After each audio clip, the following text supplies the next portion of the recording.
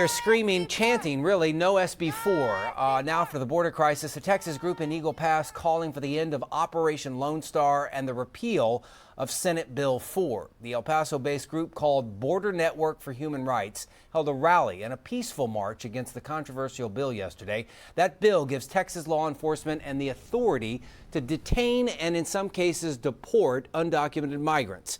This comes as Texas waits on a judge's decision, about the constitutionality of the state's SB 4. The group will be in Austin on March 9th for another rally. And along the border, the state of Texas now going to increase the amount of razor wire there in the Rio Grande since the numbers have gone down since that wire was installed. News 4's Jordan Elder breaks down the new plan and the potential legal implications.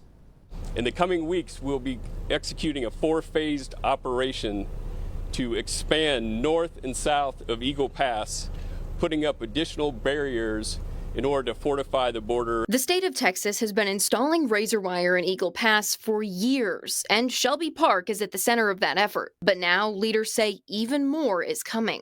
We've gained control of this area. Now we're going to maintain that control as we continue to expand those operations to bring that same level of reduction across the border in the state of Texas. Maverick County Sheriff Tom Schmerber says crossings have dropped in the Shelby Park area, but they're picking up in cities to the north and south. And they're still crossing through there, not thousands like in December, but we'll get hundreds. Which is why he thinks the governor wants more barriers in those areas. If we don't maintain and expand our defense, those migrants and the cartels will exploit those openings. Governor Abbott says more caravans of migrants are expected this spring, and when the cartels decide where to move people, he doesn't want them to choose Texas.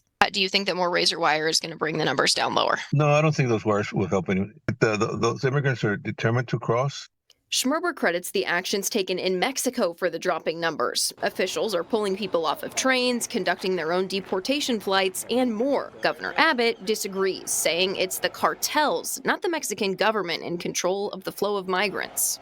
Keep in mind, Texas and the federal government are still locked in a court battle over this razor wire. The Supreme Court recently ruled that Border Patrol can cut the wire while this case goes on, but they did not say that Texas couldn't continue to add to it. It's unclear how these new developments are going to impact that ongoing court case. Jordan Elder, News 4 San Antonio.